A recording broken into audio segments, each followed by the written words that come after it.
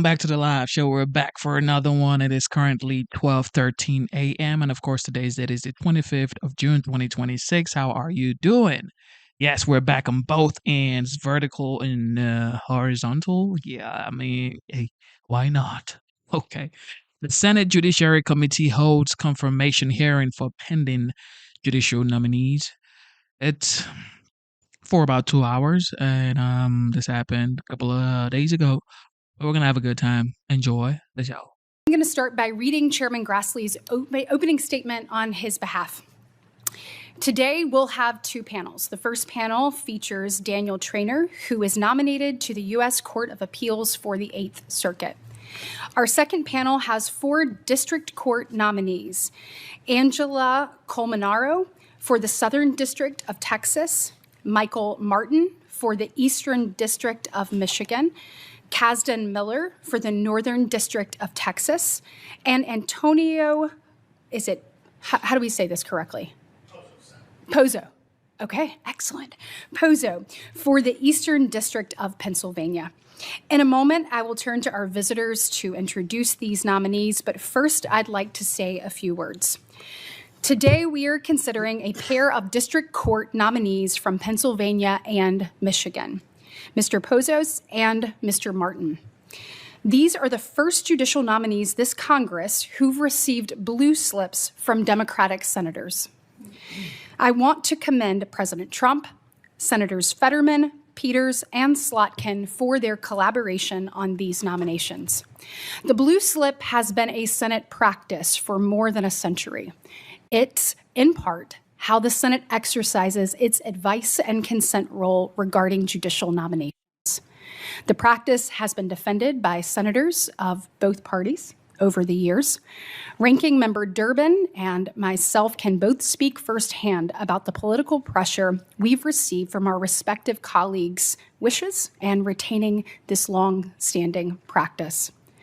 Properly understood, blue slips safeguard one of the Senate's distinct constitutional powers. When approached in good faith, it fosters cooperation with the White House to ensure that district judges are well-suited and respected in the states in which they will serve. Republicans and Democrats have successfully worked together for decades in this regard.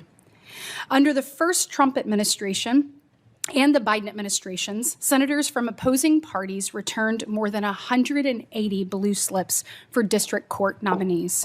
More than 180. Those blue slips weren't impediments, but instead useful tools to reach bipartisan agreements. I know this. Ranking Member Durbin knows this. And all of my Senate colleagues know this as well. It's why they frequently thank me for respecting their wishes and defending the Senate's century-old practice. But in this divisive political climate, short-sighted partisans have sought to undermine the blue slip practice and sow further division in our country. Take, for example, the progressive dark money group known as Demand Justice. That group recently announced its plans to spend hundreds of thousands of dollars in targeted advertising campaigns against Senate Democrats who dared to return blue slips for any of President Trump's nominees. Demand Justice and others threatened, quote, Democrats who shrink from this fight will face consequences, end quote.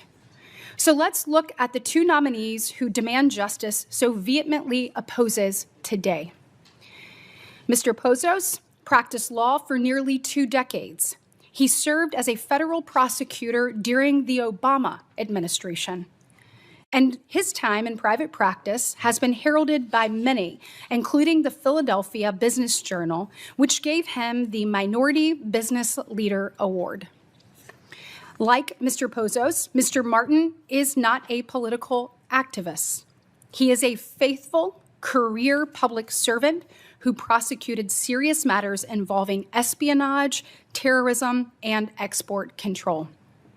In the Eastern District of Michigan, he served in the United States Attorney's Office under the Obama, Trump, and Biden administrations. But Demand justice is threatening Senate Democrats because of these nominees. Shame on them and anyone who doesn't oppose these type tactics. They seek partisan advantage at all cost, and they don't care if the casualties are good public servants or the judiciary as an institution. Groups like Demand Justice don't care about the people of Pennsylvania or Michigan or any other state, for that matter. So I want to take a moment to praise Senators Fetterman, Peters, and Slotkin for their work here. It took real courage to rise above these despicable pressures to do what's right for the people of Pennsylvania and Michigan, and to reach a bipartisan result that ensures safety, security, and freedom in their respective states. I also want to encourage my Senate colleagues to follow these senators' leadership. The blue slip practice is under assault, and it falls to each and every one of us to do our part to uphold it. Senators tell me they want to retain this practice, but very often their conduct is destructive to the institution they claim to want to protect. The blue slip for district judges and U.S. attorneys has survived for a century, but this practice will become more untenable unless senators recognize and act on the need to do the work with the White House in good faith. Before I turn it over to Senator Durbin, I'll ask everyone to keep their questions limited to 5 minutes, and we'll keep this hearing on schedule. Now that concludes Chairman Grassley's remarks, and I will now turn it over to Ranking Member Durbin. Thanks, Chair Britton. Let me say at the outset, when I chaired this committee during the previous administration, I respected the blue slip rule, and it gave authority to members of the Senate of both political parties to choose certain judicial candidates and nominees for their own state. The same organization that you've referred to was critical of my decision. I believe they were wrong then, wrong again now. If we can get bipartisan cooperation for the appointment of lifetime judges, we should do it. We need to try to transcend the political divisions which prevail in this country, and it should be start in this committee. Late last week, the Republican majority forced through nearly $70 billion to fund President Trump's massive deportation campaign without any reforms to prevent abuses by immigration agents. Senate Republicans failed as well to put in place any guardrails to prevent the president from reviving his MAGA $1.8 million slush fund for January 6th cop beaters. Instead, they are asking us to trust Acting Attorney General Todd Blanche, the president's former personal lawyer, when he says the fund is no longer viable. But just days ago, President Trump made his own pronouncement. He renewed his call to create the slush fund. How long do you think it will take Attorney General Blanche, if he is appointed to that position, to do President Trump's bidding? That brings me to today's hearing. The nominees before us are considered for lifetime appointments. Judges are the last line of defense for our Constitution, especially as this administration has weaponized the Justice Department against the American people. Just look at what happened in the last year. Attorney General Pam Bondi was fired after federal judges stepped in and blocked her efforts to advance baseless prosecution against the president's enemies list. Since Todd Blanche became acting Attorney General, he has used the power of the Justice Department to bring flimsy cases against Trump's perceived enemies. In less than a year, the department has brought 2 vindictive, baseless indictments against former Director James Comey. One will go down in history, the famous Seashell prosecution. These prosecutions were personally ordered by the president, who despises Comey for overseeing the investigation of Russia's interference in the 2016 election.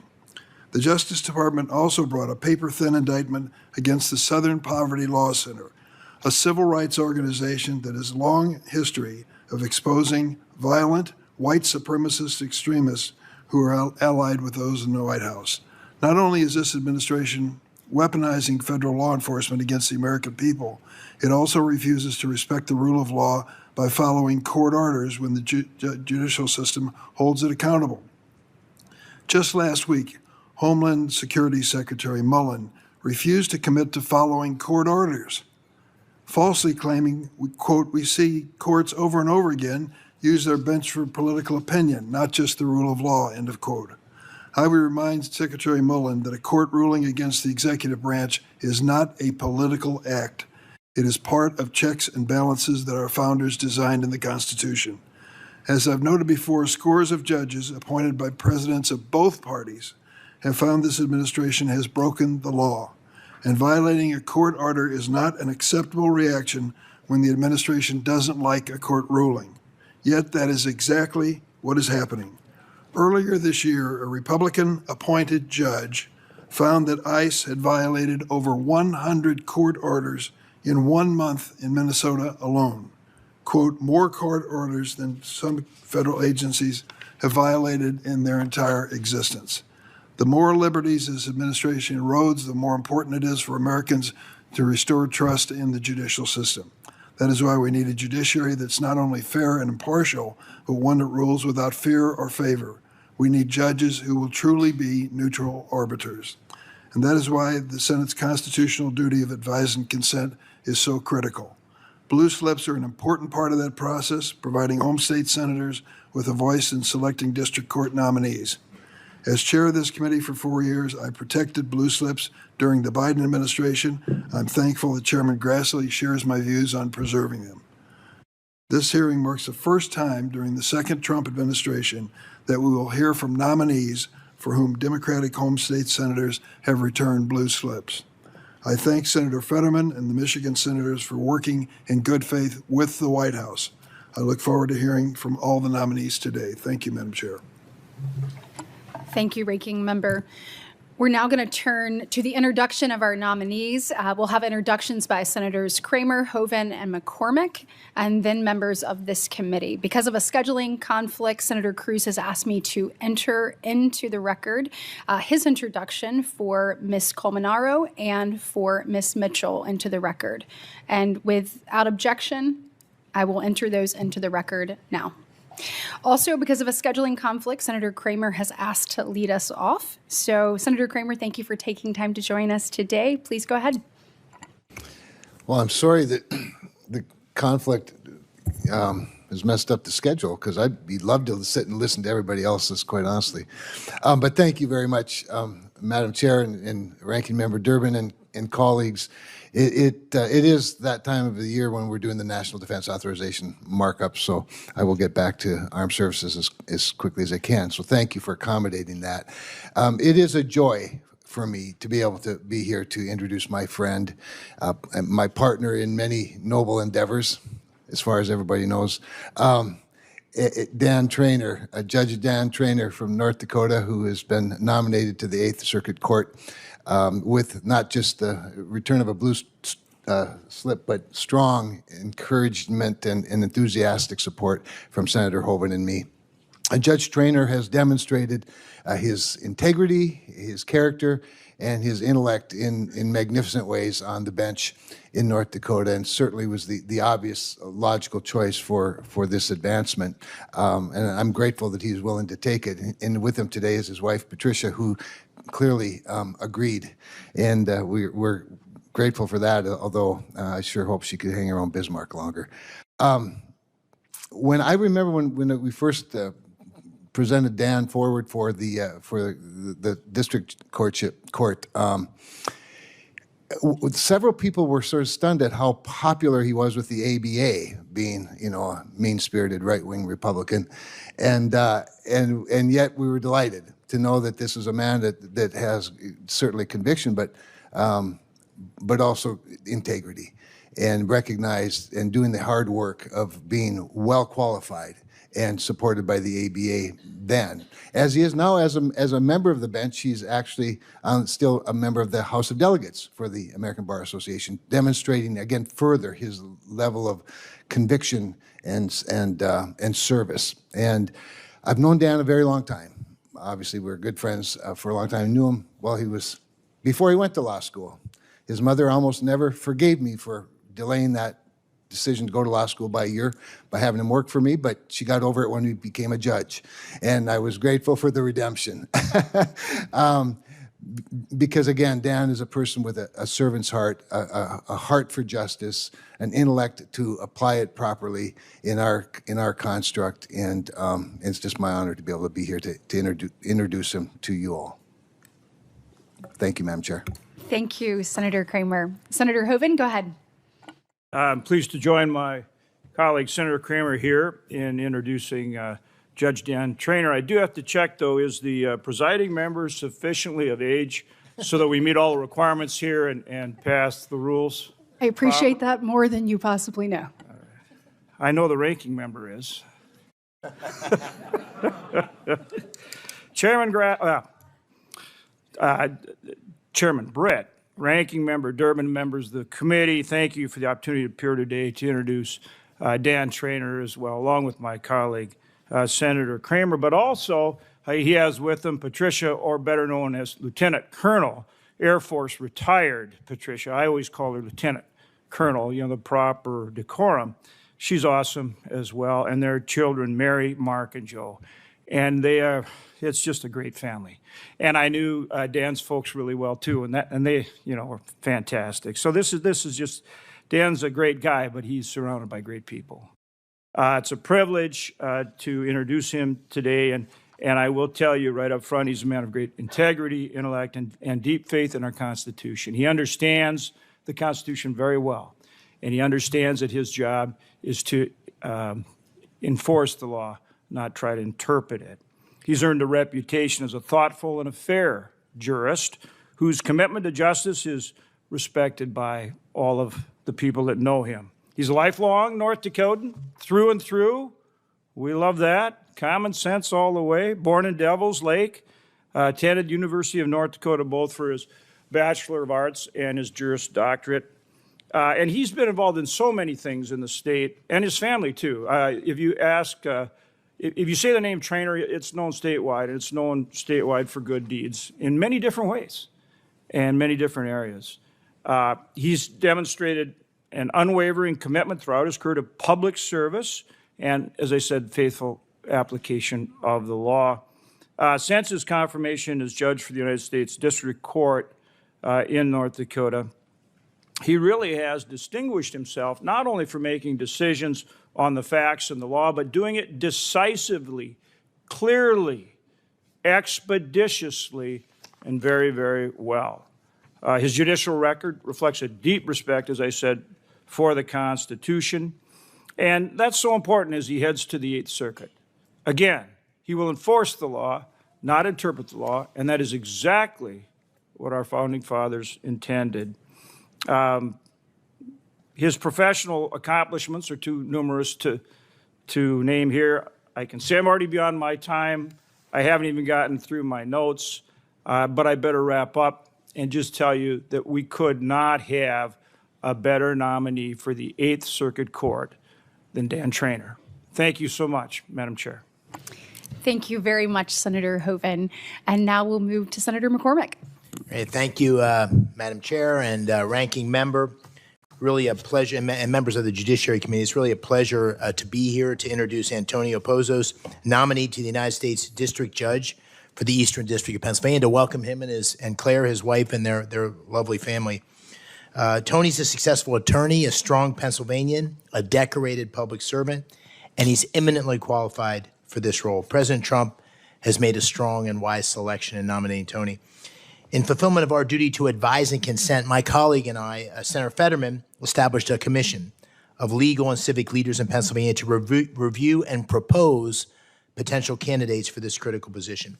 The commission interviewed a number of excellent candidates, and even among this group of extraordinary people, Tony excelled and stood out. Colleagues, you know as well as I that we stand at a particularly consequential moment. Our nation must further the president's progress in stopping the scourge of fentanyl. We must wrestle with extraordinary technological change and the complexities that creates for the law. We must bring safety to our communities, curb gang violence, and restore the rule of law across our great country. In these moments, the rule of law is paramount. It is, to quote President Lincoln, political religion of our nation at this time. The blind enforcement of the law and the firm hand of justice will depend on men and women of discernment, sound judgment, and honor. And I really have the utmost confidence that if confirmed, Tony will more than meet this moment. He's a former federal prosecutor. He has a formidable track record of rooting out fraud, prosecuting those who abuse taxpayer dollars, and protecting Americans from predatory healthcare systems. He's built a strong practice as a partner at a prominent law firm. He commands the respect of his colleagues across this field of law, but also particularly in Pennsylvania. His academic credentials, degrees from Harvard and Michigan, are unimpeachable. And thank you, Tony, for stepping up and stepping back into the arena of public service at this uniquely consequential moment. I trust you will serve the people of Pennsylvania honorably, and I urge my colleagues to support this exceptional nomination. Thank you. Thank you so much, Senator McCormick. We will now turn to Senator Cornyn. Thank you, Madam Chairman. It's my honor to introduce two outstanding Texans, Angela Colmenero and Kasdan Mitchell, who are a product of the Federal Judicial Evaluation Committee that Senator Cruz and I have set up on a bipartisan basis to evaluate the credentials of nominees or potential nominees to the federal bench. And both of them came through that process with flying colors, and so both have earned the recommendation of both Senator Cruz and I to the White House, and I'm pleased the President has seen fit to nominate these two fine individuals.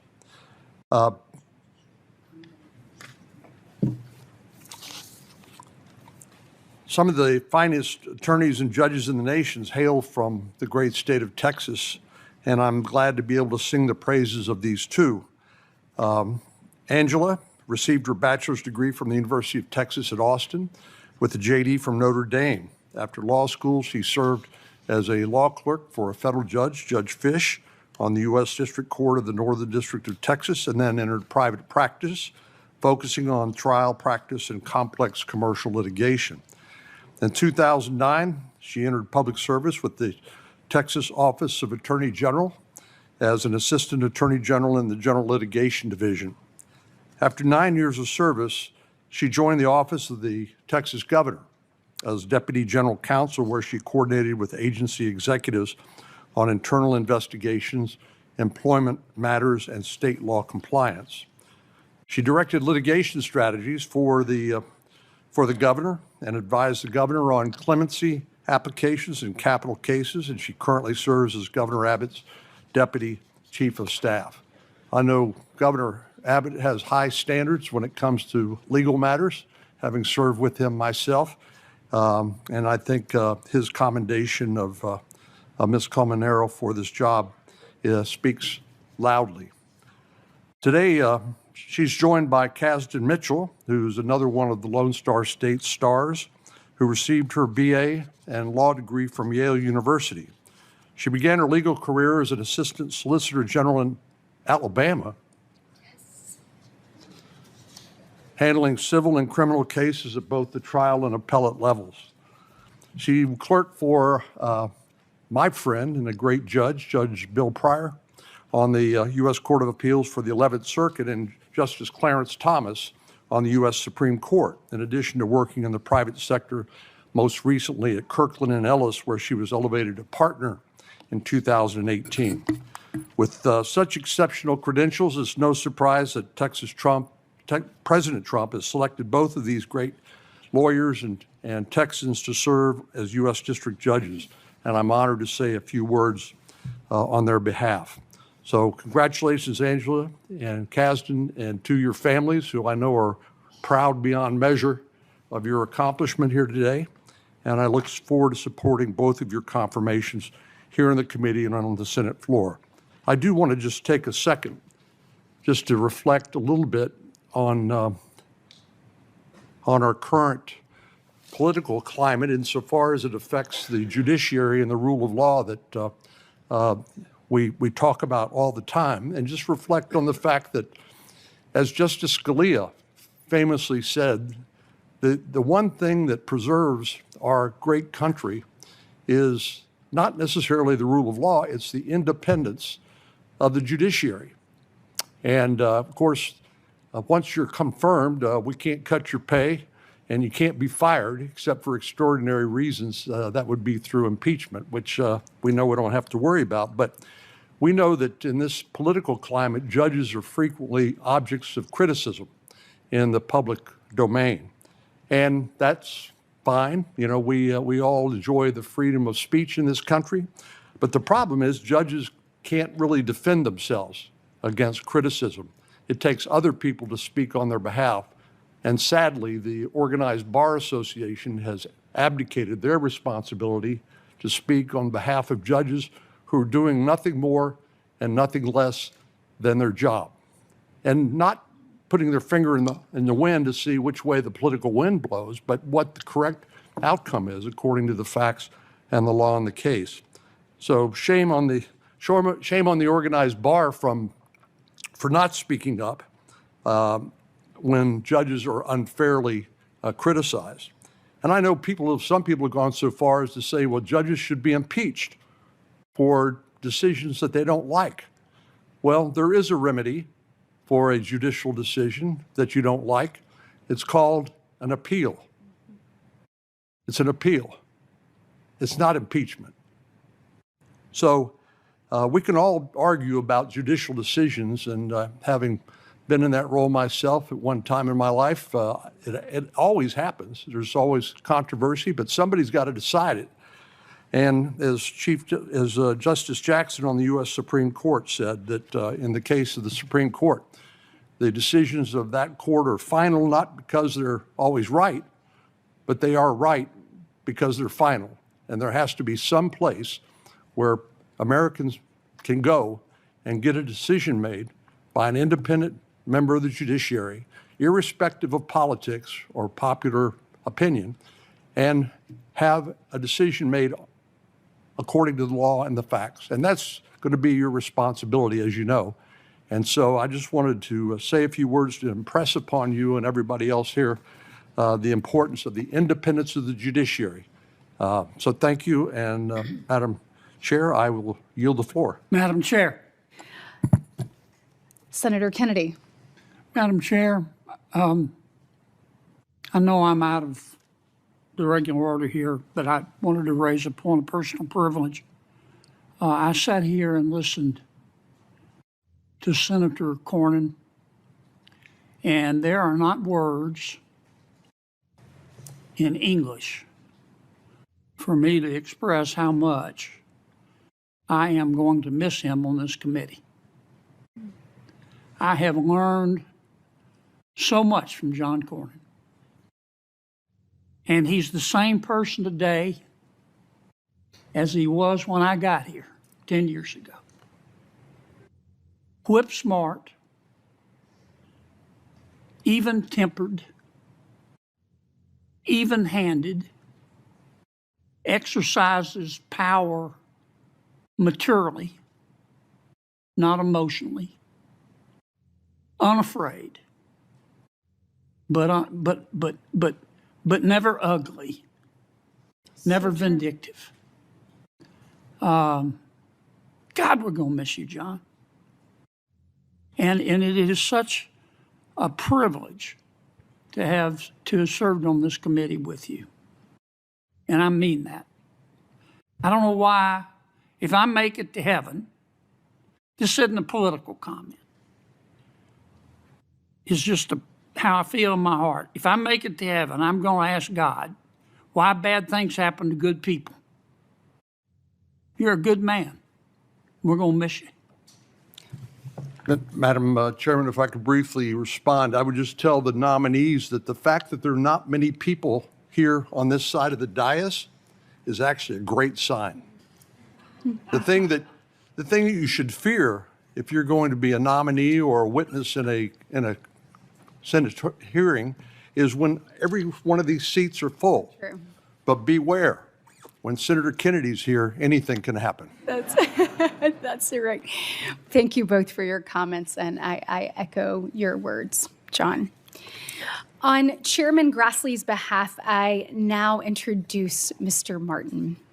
Mr. Martin earned his BA from Miami of Ohio University, his master's degree from Georgetown University, and his law degree from Boston College Law School. After law school, Mr. Martin clerked for Judge Edward Harrington on the U.S. District Court for the District of Massachusetts. He spent the bulk of his career in public service under both Republican and Democratic administrations. In 2005, Mr. Martin joined the Justice Department's counter-espionage section. He then joined the U.S. Attorney's Office in the Eastern District of Michigan, where he has remained for nearly 2 decades. As a federal prosecutor, Mr. Martin handled a wide array of criminal offenses, including terrorism, espionage, export control, drug trafficking, firearm offenses, and violent crimes.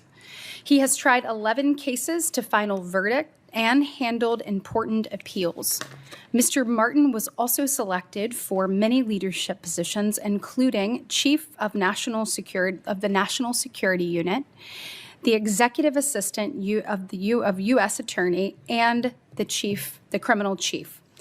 The U.S. Attorney for the Eastern District of Michigan sent a letter to the committee praising Mr. Martin. It stated, quote, "Mike is a public servant of the highest order.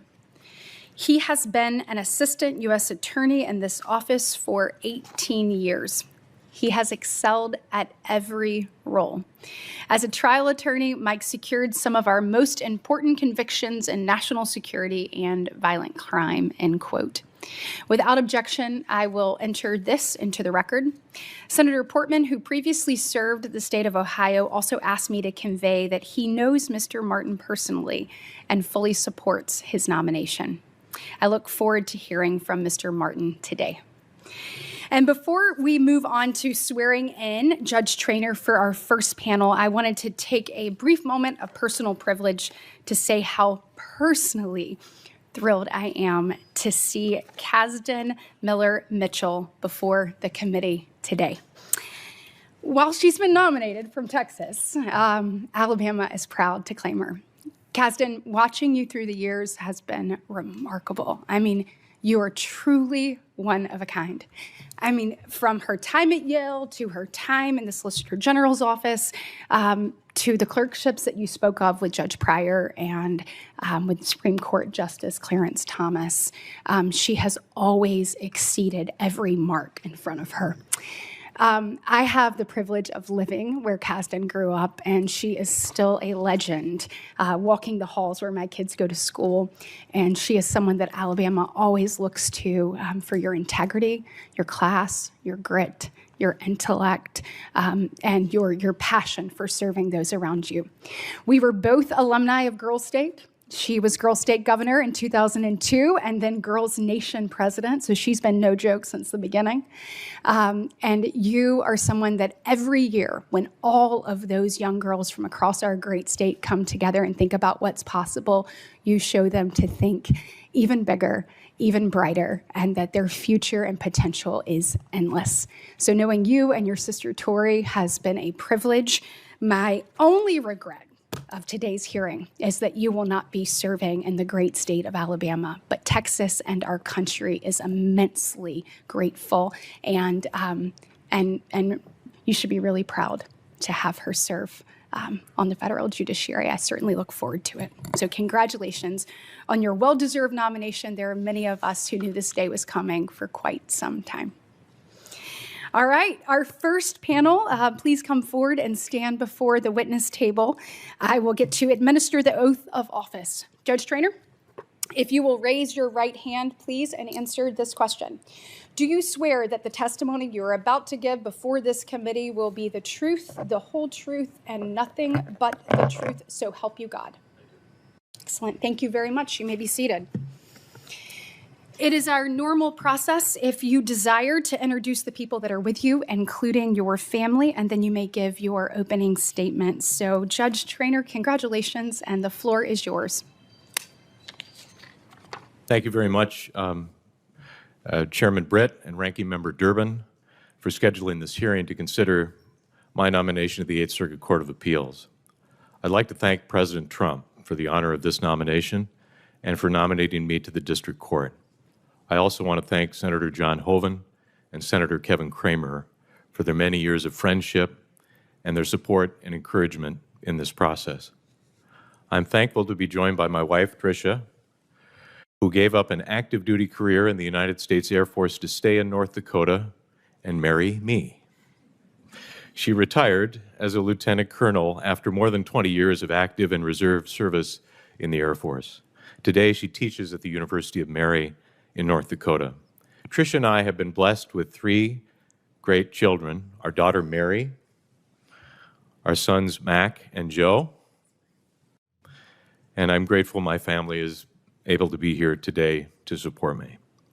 My parents, Jack and Jane Traynor, are not alive to see this day, but I'm grateful for all the support they gave me throughout my life. I'm also grateful my brother Tom, sister-in-law Julie, and their granddaughter Olivia came from North Dakota. My brother Paul, who's a professor at the law school in North Dakota, is also here. My brother Mike and sister-in-law Mary Beth planned to be here, but Mary Beth was bucked off her horse and broke 8 ribs. We continue to pray for her recovery. My father-in-law Tony Lang and mother-in-law Kathy Lang are here from their home in Bowie, Maryland. I'm grateful that many of the Lang gang, Bria, Juliana, Jamie, Susie, Eva, Jacob, Liam, JP, Liz, Patty, and Nolan are here today. My wife Tricia grew up in Maryland, and as a result, we have a large contingent of family here to support me and to support us. I'm also joined by my 3 law clerks, Connor Kennelly, Sarah Belliston, and Robert Schmidt. They are hopeful that the Senate will act quickly on this nomination, as it might provide an unexpected boost to their resumes. Finally, I'd like to thank and honor 3 significant people in my life and career as a lawyer and as a judge. First, Judge Ralph Erickson, who has served at the lowest and highest levels in both the state and federal judiciary. He is a good man, a good friend, and a living legal legend in our great state. Second, my former boss, Chief Justice Gerald Vandewall, for whom I clerked, a true icon in North Dakota, who led our state courts for decades with great skill and humility. Since my clerkship, he has been my mentor and friend, and I'm grateful that he is alive to see one of his law clerks nominated to the 8th Circuit.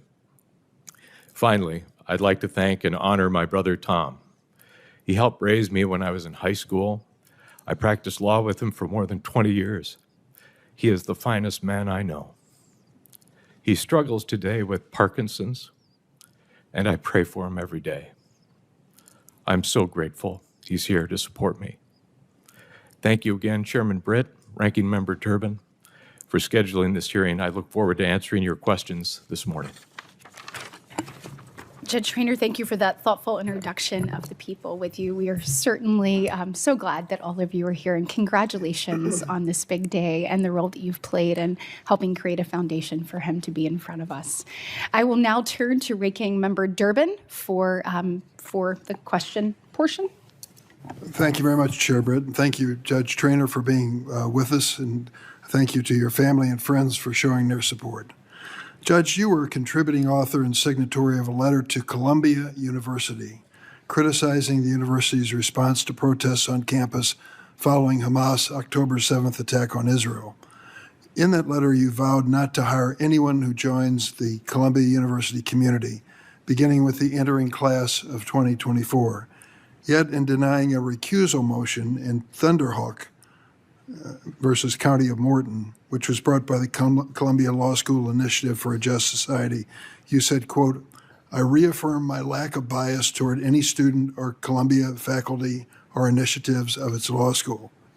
With all due respect, Judge, this statement seems contradictory, stating at one point that you would not hire anyone from Columbia, and second, that you have no bias against those from Columbia. Can you explain? Senator, the letter was targeted and directed to the president of Columbia University. And the reason why is because there were Jewish students who had enrolled in the educational system at Columbia and were having to shelter in place. The administration, some of the professors, were engaging in the conduct of trespassing, violent conduct, and making these students feel that they could not obtain an education. I'm a former member of the North Dakota Board of Higher Education.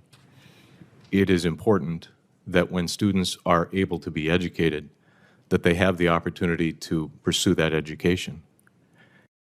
That type of conduct was not being appropriately handled, and it was, as described in the letter, a cauldron of bias that was being promoted on that campus.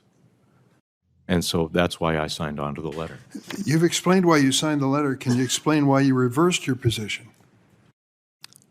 Senator, I don't believe that I reversed my position. What I stated in the recusal order with regard to an application from some, I believe they were graduates of Columbia, but I don't hold a bias against graduates of Columbia. I don't hold a bias against people who attend the institution. The purpose of the letter was to do what the little one can do as a federal judge. So you're saying you wouldn't hire them because they're from Columbia and this conduct, and then saying you have no bias against Columbia. I don't follow that. Senator, these lawyers had graduated from Columbia long ago. They were in practice, and as a result, the boycott of the letter that I signed on to did not apply to them. I'm not a graduate of Columbia, but I'm still troubled trying to understand your logic. You volunteered to hear habeas petitions from immigrants who were rounded up as part of Operation Metro Surge, the notorious ICE action in Minneapolis that led to the deaths of 2 innocent individuals.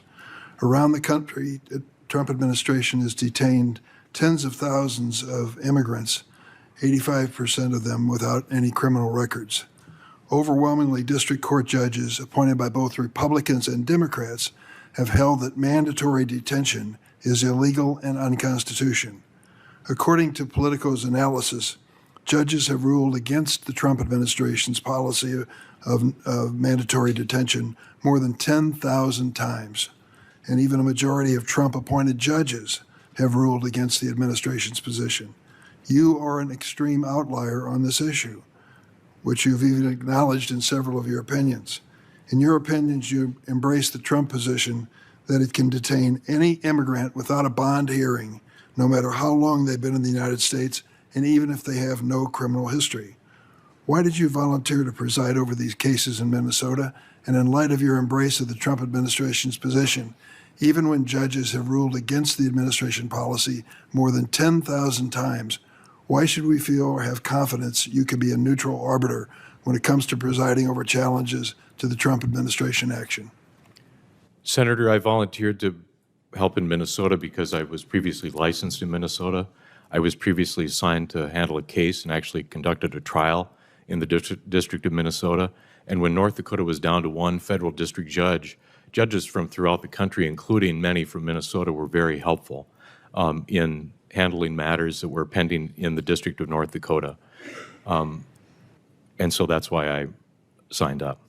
But the bottom line on the issue of habeas corpus, the issue of detention, why is it you're such an outlier when it comes to Trump policy? Senator, I reviewed the law. I felt that the administration was acting within their limits, and I made my decision. I based it on the law, and I also based it upon what I expected the Eighth Circuit Court of Appeals would do. And indeed, the position that I took and the ruling that I made was upheld by the Eighth Circuit. Thank you. I'd like to enter into the record 6 letters supporting Judge Trainor's nomination from community leaders in Dakota. These letters were written by legal academics in the state, leaders of the state bar associations, and the former chairman of the Spirit Lake tribe. They all praise Judge Trainor's character and judicial temperament. One letter stated, quote, "I have a great deal of confidence that he'd be a trustworthy and highly ethical circuit judge and exhibits superb temperament and wisdom in performing the important duties of his judicial office," end quote. The other letters shared similar sentiments. Without objection, I'd like to enter these letters into the record. Okay, so ordered. Now I'll call on Senator Cornyn. Judge Traynor, as you were introducing your family, I think it's more like a clan. Congratulations on your nomination, and welcome all of your biggest fans here to the hearing here today. I guess my first question is, you know, a federal district judge sitting in a courtroom deciding an individual case is probably the most powerful person in the country insofar as that particular subject matter is concerned. So why would you want to give all that up to be on an appellate court and not be able to? Why would you relinquish all that power? Senator, you remind me of a speech that I gave to a member of the state district court bar who became a member of our state Supreme Court. I said, you're giving up all of this authority. You don't have to find anybody else to agree with you, and now you've diminished your ability to make decisions because you've got to find at least 2 or 3 other justices to agree with you. It is a change of pace, as I think Justice Alito described district court judges, and I told the judicial nominees for the district court, it is a great job. And I've enjoyed being a federal district judge. It's the greatest honor of my life, Senator, to hold that position. Justice Alito, I think, described us as monarchs in our own courtroom, and that may be correct. I will miss it, but I was a law clerk on an appeals court at the North Dakota Supreme Court. I know and respect and admire many members on our circuit court, including the person that hopefully will be my predecessor if I'm confirmed, Judge Ralph Erickson. And so I look forward to working with them collaboratively. So you may have heard this description of an appellate judge before, that it's someone who hides in the hills while the battle rages below and then swoops down to kill the wounded. Well, maybe that sounds like something Senator Kennedy would say, but the you know, the point is that appellate judges are not just don't serve the same function as trial judges, right? And you don't retry the case and refine the facts all over again. Once it's appealed, there are certain standards of review that would apply and defer in some instances to the fact finding, of course, made in the trial court below. So what lessons will you take with you from your experience on the trial bench and in terms of the decision-making process that judge goes through, and the somewhat deferential, not obviously on matters of law and not on matters where the evidence is clearly to the contrary, but how will you approach dealing with an individual case where the standards of review don't allow you to retry the case? Senator, you're right. Appeals court judges are limited, and they should be. The trial court is really the place where the action is. And one of the perspectives that I hope to bring to the Court of Appeals is the perspective of a trial court judge. Judge Erickson from North Dakota is a former federal district judge. And he's talked about the fact that as a district judge, he approaches issues somewhat differently than some of the other members of the appeals court who may be academics or may have positions in government. The fact that somebody like me has been nominated, I am hoping that I help to bring a perspective as a 20-year trial lawyer who actually represented people and brought cases to trial in front of a jury or a judge, and also now 6 years as a federal district judge. Well, I heard all the nice things that Senator Kramer and Senator Hoeven said about you. Do you have anything you can share with us that's not public that we can use in our various negotiations with them here in the Senate? I don't know that I want to get into that. I might lose their vote. Well, you know, I think there are a couple of gifts in life. One is the statute of limitations, and the other is a fading memories. So, no, they're great colleagues, and We listened very carefully to their high praise of your qualifications and certainly look forward to supporting your nomination. Thank you. Senator Blumenthal.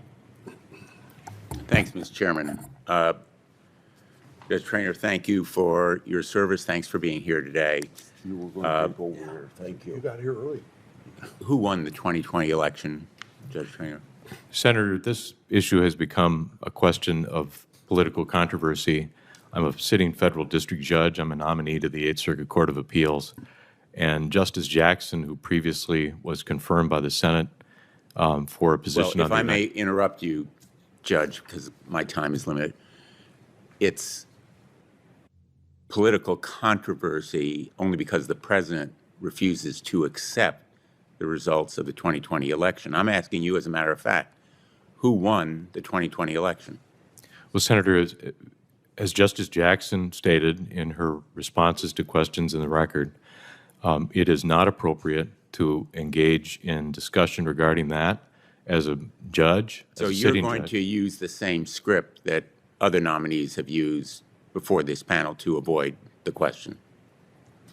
Senator, I think the precedents established by Justice Jackson and other nominees is something that I need to follow. As a matter of judicial. fact, who got more votes in 2020? Which of the presidential candidates? Senator, as I stated before, this is an issue that Justice Jackson and other nominees have been asked. They've not provided a response. You understand why I'm asking you to state as a simple matter of fact who got more votes. The reason is that the president seeks to perpetuate a lie. You are, in effect, protecting the lie if you fail to take an independent position as a matter of simple fact. Everybody in this room knows the answer.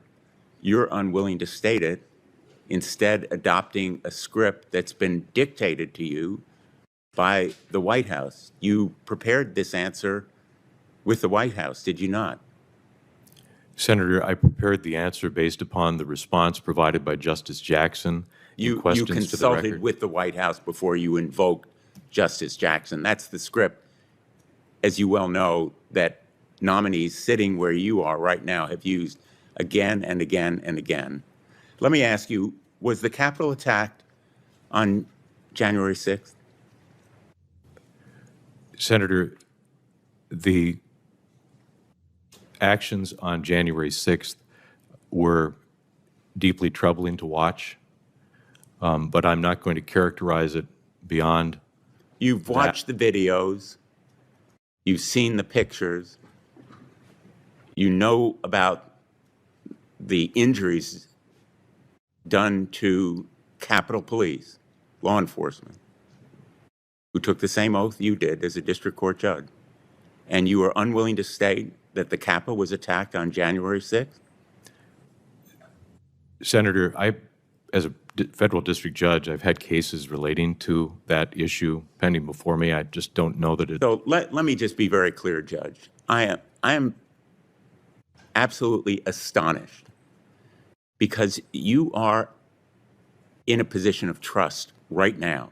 You are supposed to be in a position of consummate independence. You sit here already with a lifetime appointment, and you are unwilling to state an independent view on a factual matter that everybody in this room, everyone watching, knows the right answer to.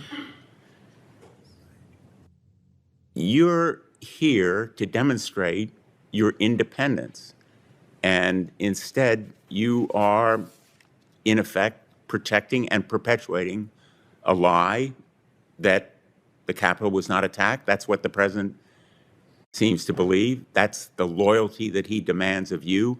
And you are putting loyalty to the president above fidelity to the Constitution and the truth. I don't know how you can continue as a district court judge, let alone serve on the Court of Appeals. You have the protection already of a lifetime appointment, and you're unwilling to tell the truth to this committee. I think that, frankly, it's shameful. Thank you, Mr. Chairman. I want to comment. I think you've just seen some political theater that's been demonstrated here with a lot of people that are up for nominations for the judiciary. I think I'd like to quote Justice Jackson on another point when she was asked about January 6th during her nomination. Quote, "It would be inappropriate to me to publicly weigh into any subject of political debate," end of quote. Senator Kennedy. Thank you, Mr. Chairman. Congratulations, Judge.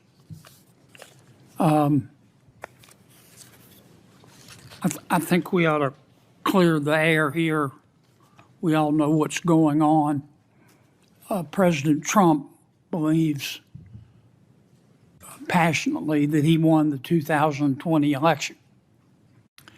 And you're being asked these questions in hopes you will say that he didn't.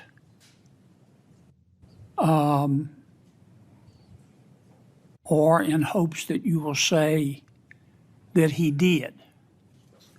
Regardless of what you actually think, the further hope is that it'll cause the president to twist off and pull your nomination. And that's what's going on here. I'm not saying my good friend doesn't have the right to do that. Some would say it's kind of clever, but I don't think we ought to kid ourselves about what's going on. Number two, my job, I don't, this business of confirming judges has become too much of a shirts versus skins game for my taste. If I could change it, I would, but I can't. Picking somebody for the federal bench is as serious as 4 heart attacks and a stroke. You're there for life. We better get it right. And my job is to be in, as I see it, is to be an equal opportunity antagonist. Now, some would use another A word to describe me. And I realize that. But that's my job. And the two biggest things going for you, Judge, I don't know. You have read your resume, it's impressive. Or John Hoeven and Kevin Kramer. If they tell me you ought to be on the Court of Appeal, I believe them. Because they understand the role of a United States Senator. There are a couple of questions I want to ask you. Why did you? I heard your answer to Senator Durbin, but you were a sitting federal judge, and I know some other judges joined you, but you wrote a letter to Columbia saying, because of what I see happening at Columbia, I'll never hire one of your graduates. Why did you do that? Senator, I was asked to sign the letter. It was indicated over a period of time. And the reason why is because it wasn't simply a student protest that was occurring. It was a protest that was resulting in violent conduct. Well, I know what happened. I guess what I'm getting at is our federal judiciary has lost some of its legitimacy. I'm not laying it at your doorstep, but it has. And so many Americans now feel, because they're told, that judges are just politicians in robes. Okay? They're just mini legislatures. And that's not what our founders intended, and I don't think that's what they are. And so when a federal judge expresses a political opinion like you did and your colleagues did, How does that help our effort to help the public understand that judges aren't politicians? Senator, I've been told a lot that federal judges have a lot of power, and you've said it, I think, in other hearings they and do. contexts. But our power is limited. It's significantly limited to the case or controversy before us. We don't have the power of an executive. We don't even have the power to change laws like you do as a legislator. I get that, Judge, and you're a judge. You can do what you want. I hope you won't do something like that again. I'm not saying you don't have the right, but when you adopt a political position, which I happen to believe with, frankly, to do that as a private lawyer is one thing. To do it as a sitting federal judge is quite another. And I just don't think it's a good thing. That's my personal opinion. You don't tweet anymore, do you? I do not. Okay. You don't go on social media at all? I go on social media to follow other people, including... Sure, but not to post. Not at all. In fact, I think I know the name of your elliptical. Yeah. Margaret and I had a date Sunday night. She won. In the carport. In my carport. She won. Thank you. I'm over. I'm sorry, Mr. Chairman.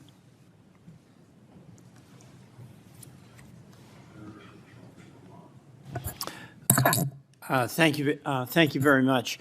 I want to follow up on Senator Kennedy's question because that did disturb me.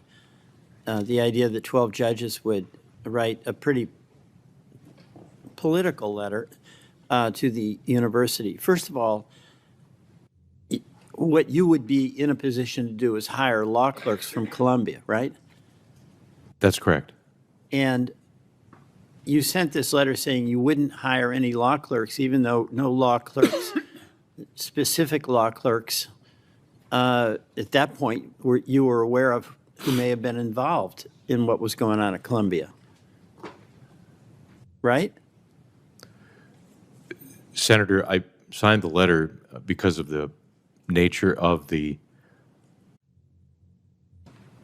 conduct of the university in the treatment of particular students. I understand that, and a lot of people have felt very strongly about it, and that's a legitimate point of view. But I think what Senator Kennedy's talking about is one of the limitations one has as a judge is the limitation on commenting on public matters.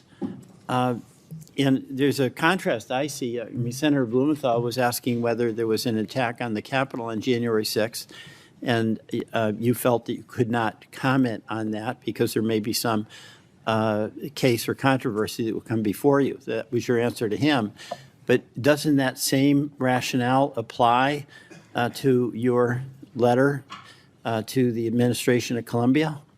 Senator, the signatories on the letter were referred in all of the districts where or the circuits where they signed it with regard to a particular complaint. The complaints were all dismissed. And one of the things that I understand... You're a smart person, okay? And that was like gobbledygook, what you just said. I just asked, isn't there a very similar rationale that you used in answering the January 6th question from Senator Blumenthal? You may have a case or controversy that comes before you. And then, of course, there were these events at Columbia. Why doesn't that rationale apply to the Columbia letter that you and your colleague sent? Senator, the hiring of law clerks is not a case or controversy. What? The hiring of law clerks is not a case or controversy. Well, it's not a case or controversy if there's a riot at the Capitol. There may be a case or controversy. I mean, that's a very political letter. And, you know, you're entitled to your political point of view. It's just as a judge where you're writing to Columbia and you're demanding in that letter that they hire more conservatives. You know, what role do you have as a sitting judge to tell Columbia or Holy Cross College, where I went, who they should be hiring? Senator, academic freedom and academic diversity viewpoint is No, important. I'm asking you what right you have as a sitting judge to send a letter to any college telling them who they should hire. Senator, as a sitting judge, I have the right to decide who works for me as a law clerk. Oh, God. Did I ask you that question? I asked you what right you had to tell a college or a university who they should hire. I didn't ask you, did you have the right to hire whatever clerk you want to hire? Do you want to answer the question I asked?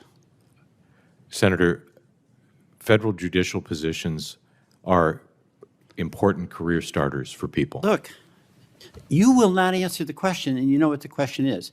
You wrote a letter with 11 colleagues, and you told Columbia that they've got to hire more conservatives. Okay, a lot of people would agree with you on that. But you're a judge. And I'm asking you this question. What right do you have as a judge to tell an academic institution who they should hire?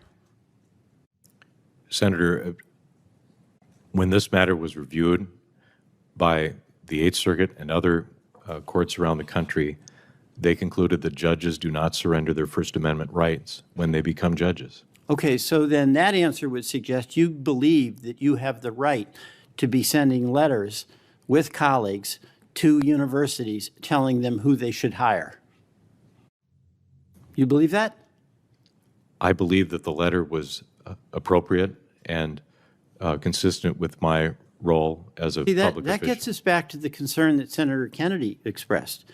There's a lot of people who would agree with you on what was said in that letter, but not federal judges would agree that they could be getting involved in what is an incredible political controversy. I yield back.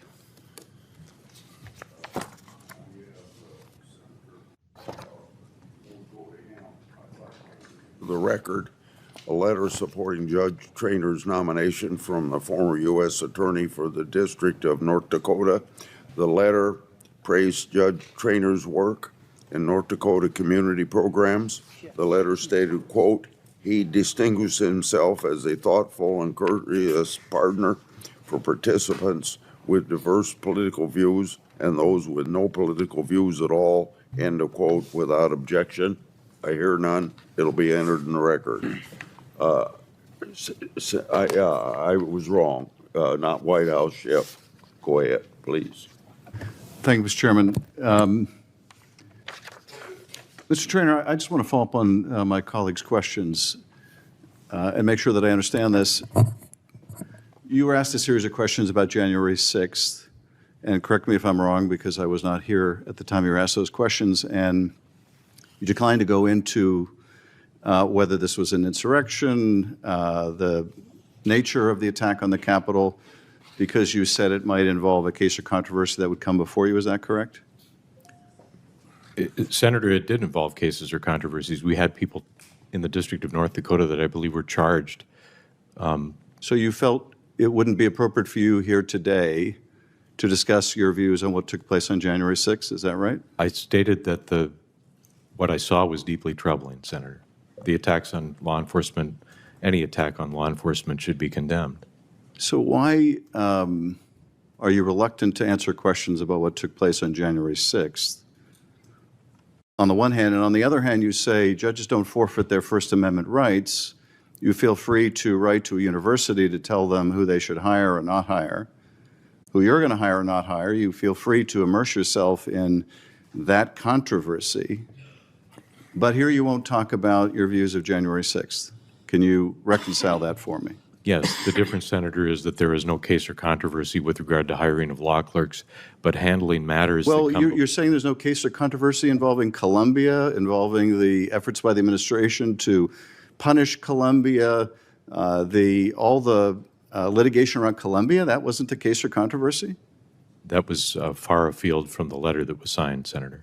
Really? Why is it far afield? Weren't you complaining about what was taking place on the Columbia campus, and as a result that you weren't going to hire law clerks and the other judges on your letter weren't going to hire law clerks? Wasn't that the nature of your correspondence?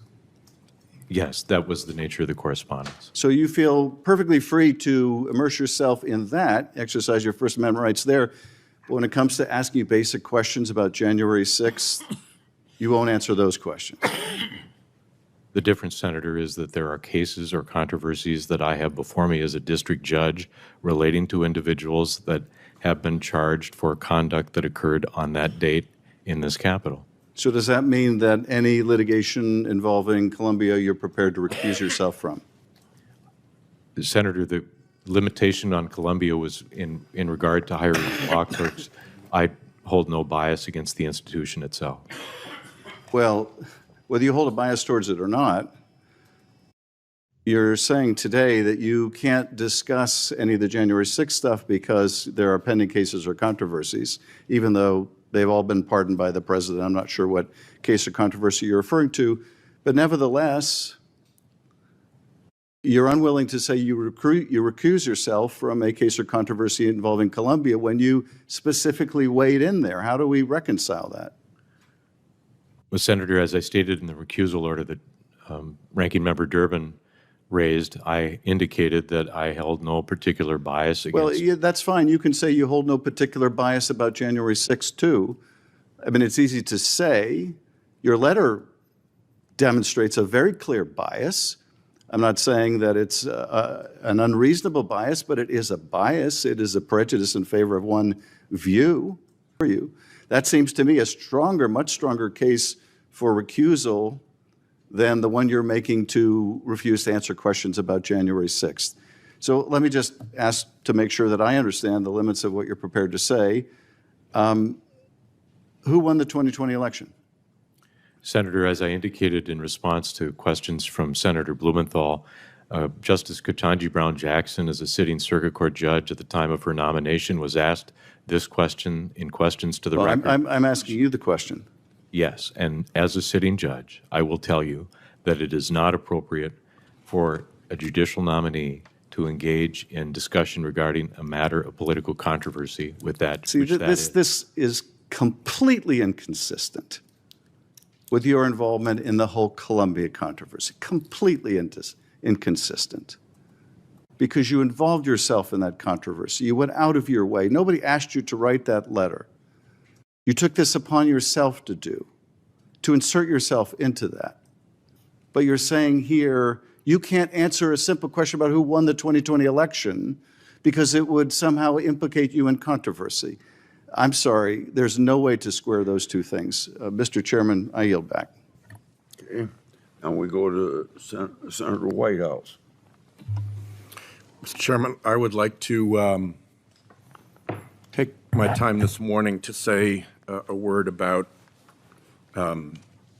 U.S. attorneys and what's happened to this committee's role in the nomination of U.S. attorneys.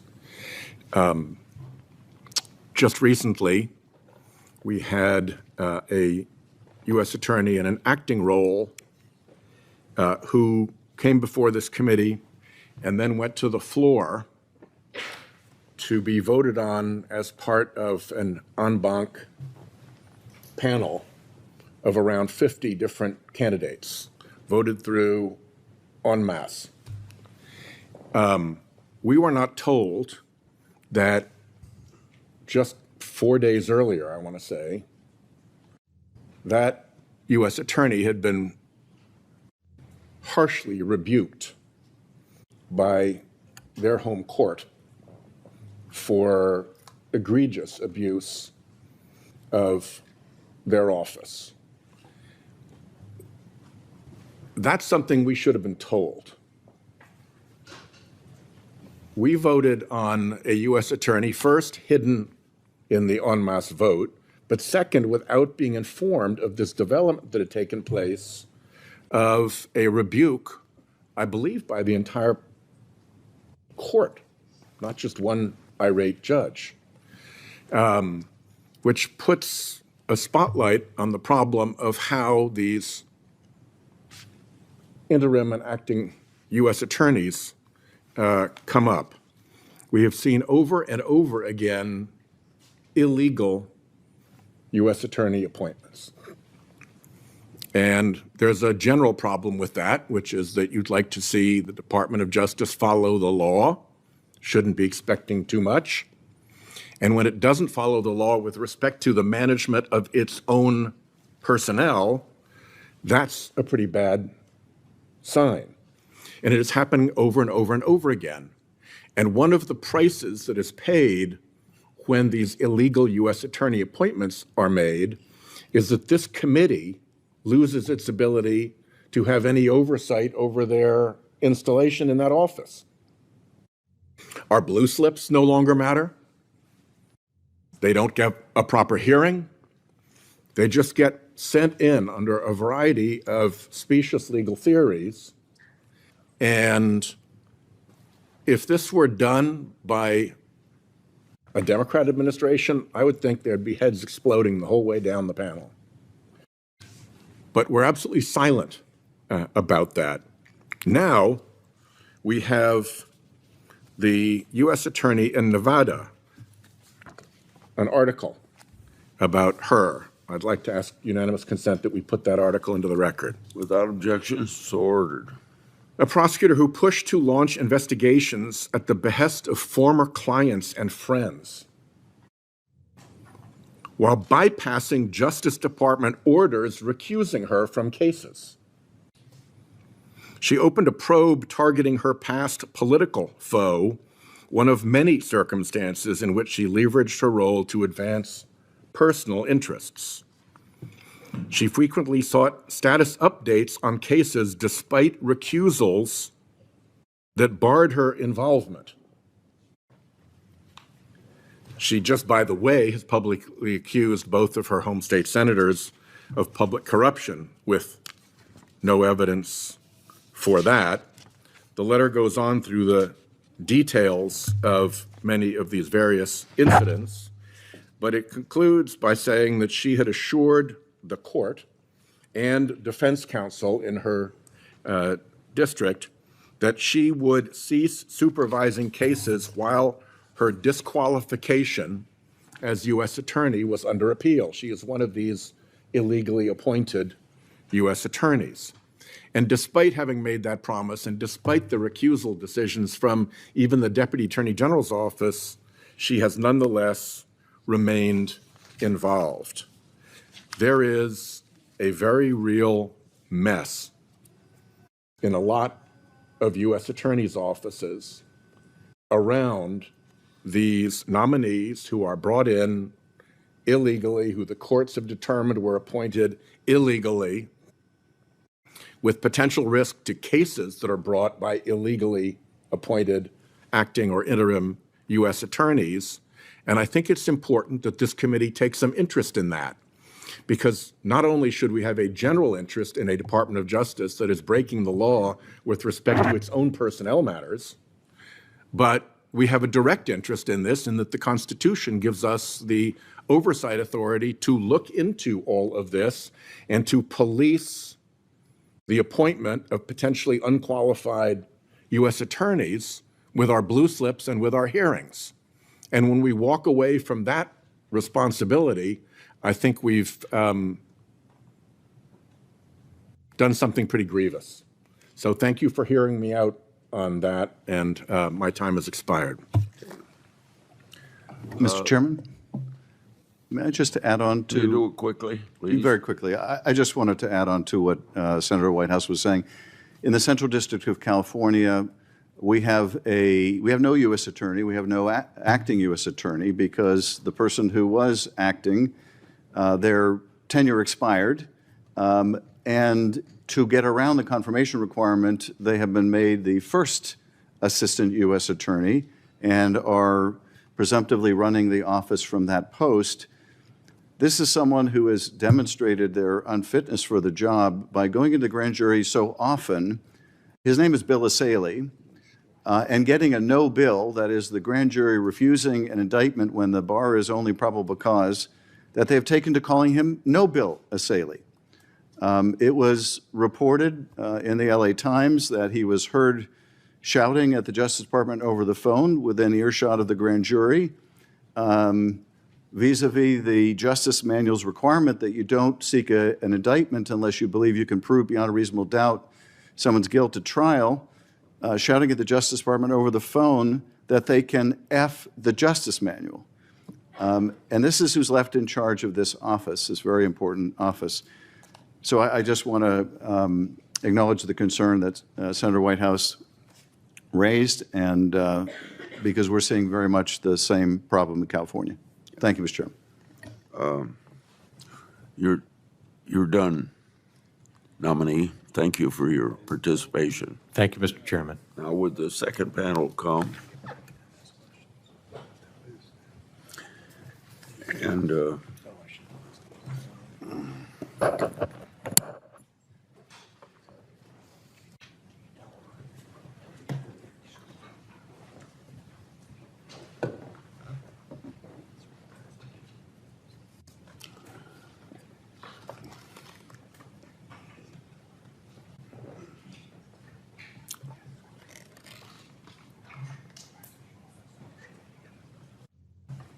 I would now like to administer oath. Do you swear that the testimony you're about to give before this committee will be the truth, the whole truth, and nothing but the truth, so help you God? Everybody has responded positively. Please sit down, and we'll start with you, Ms. Calamaro. You can, all of you can introduce, say whatever you want to, introduce family and friends, and make your statement, and then we'll go to questions. So you're going to start, yes. Okay. Thank you, Chairman Grassley and Ranking Member Durbin, for scheduling this hearing, and to all the members of this committee for considering my nomination. I would first like to thank President Trump for the honor of this nomination. This is the greatest honor of my professional career, and I'm humbled by the trust and confidence he has placed in me. I'm also grateful to Senators Cornyn and Cruz for their generous introductions, their support of my nomination, and all they do for the great state of Texas. I would also like to introduce my family who's traveled here today from Texas to support me. First, my wonderful husband, Jeff, is here today with my 2 sons. I want to thank my husband for his unwavering support and encouragement to me during our marriage. He is the best role model my boys could have and will always be the best lawyer in our family. My 2 boys have been good sports during this whole process, so thank you, sons. They are a constant reminder that even as I sit here today, the most important role I ever expect to have in this world is being their mom. I'm also joined today by my parents, sister, my brother and his family, and my mother-in-law. I have another sister back home in San Antonio who is watching with her family. I lack the time to properly thank them for all they have done today, for their love and support, but I'm truly grateful for everything that they have done in my life to help me reach this moment. Additionally, I'm joined today by dear friends from college and law school, professional colleagues from the Texas Attorney General's office and the Texas Governor's office. Judge David Morales from the Southern District of Texas is here today. He is a former colleague and mentor of mine from the Texas Attorney General's office, and I am blessed to have had the friendship and support of all of these individuals throughout my career. I would especially like to thank Judge Alan Joe Fish, for whom I clerked for right out of law school. He has been a great role model for me and taught me that the judicial role demands independence and a steadfast commitment to the Constitution and the rule of law. I hope to emulate these qualities if I am fortunate enough to be confirmed. Again, thank you to the committee for the opportunity to be here today, and I look forward to answering your questions. Good morning. Thank you, Mr. Chairman, Ranking Member Durbin, and to the entire committee for inviting me to be here today. I'd like to begin by thanking President Trump for nominating me to this position. I am deeply honored and humbled by his nomination. I'd like to thank Senator Peters and Senator Slotkin for their support, and Senator Grassley and Senator Britt for the very kind introduction. I'd like to give a special thanks to my wife. We first met as lab partners in freshman year high school biology class, and it's not an exaggeration to say she's been my partner in life ever since. I could not have pursued my career in public service without her sacrifices and support, and I cannot thank her enough. To my 3 children, who I am so proud I would like to thank them for inspiring me in my professional life, inspiring me to work hard to keep our community, our state, and our country safe. My daughter could not be here today. She's starting her first job after graduating college. But my two boys are here today. And I would say, boys, I hope that getting to watch today our great Constitution in action inspires you as you enter adulthood and a life of citizenship in our great country. I'd like to thank my parents for all of their years of love and support. And lastly, I'd like to thank the late Hugh Bounds, Federal Circuit Judge, and the late Edward Harrington, Federal District Court Judge, both of whom I clerk for. They were mentors in the law to me. They were great American heroes. And I know that they're looking down on me today and smiling. Thank you. Thank you, Chairman Grassley, Ranking Member Durbin, and all the members of the committee for holding this hearing. First of all, I'd like to thank President Trump for the great honor of this nomination. I'd like to thank Senators Cornyn and Cruz for taking the time to get to know me through this process, for Senator Cornyn's kind introduction this morning, and for the one that Senator Cruz entered into the record. I'd also like to take a special personal thanks to Senator Britt. It was a personal privilege to have her chair the beginning of this committee. I have looked up to her and admired her since I was 15 years old, and it made a very special day so much more special to have her, and I appreciate the kind words that she shared, her service to Alabama, where I grew up, and to our country. I'd also like to thank the judges for whom I clerked, Justice Clarence Thomas on the U.S. Supreme Court, and Chief Judge William Pryor on the U.S. Court of Appeals for the 11th Circuit. They instilled in me the greatest respect for our judiciary. I'm grateful for their example, encouragement, and support over the past decade. I'd also like to thank my colleagues at Kirkland & Ellis, many of whom are here, as well as where I started private practice at Maynard Nexon in Birmingham, Alabama. They showed me what it means to be excellent in this profession, and I sincerely appreciate their support. I'd also like to introduce some people who are here with me today. First and foremost, my husband, David. After having a successful private practice as an attorney, he's now the Assistant General Counsel for Environmental Matters at Vistra Corp, based in Irving, Texas. His selfless support of my career and our family is the reason I'm here today. He never complains, and I'm so grateful to him. He's here with our 3 children, who are our greatest blessings. I'd also like to introduce my parents, Deborah and Jeff Miller, who are here from Montgomery, Alabama. My father drove hours to watch me deliver my first cross-examination in front of a jury.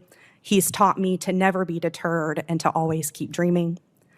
My mother's pursuit of her law degree at night while I was in grade school inspired my own path in the law, and she taught me to always, always try my best. I appreciate their support throughout my life. I'm joined by my sister, Tori Matus, and her husband, Kyle. They met working on the House Rules Committee, and she's no stranger to this room, having served as communications director for Senator Shelby from Alabama, where she also served as the communications director for the Senate Rules Committee, which typically meets in this room, the Senate Banking Committee, and the Senate Appropriations Committee. She also served as chief of staff to U.S. Representative Roby. She and her husband, Kyle, are now in the private sector, raising my 2 nephews in Charlottesville, and I really appreciate them being here to support me as well. I'd finally like to thank my mother and father-in-law, Kay and Lee Mitchell, who are here from Houston, Texas, where they raised my husband and his 3 siblings. They've so graciously welcomed me into their family and have provided an unwavering example of steadfast faith. I'm grateful again to the committee for the opportunity to be here, and I welcome your questions about my nomination.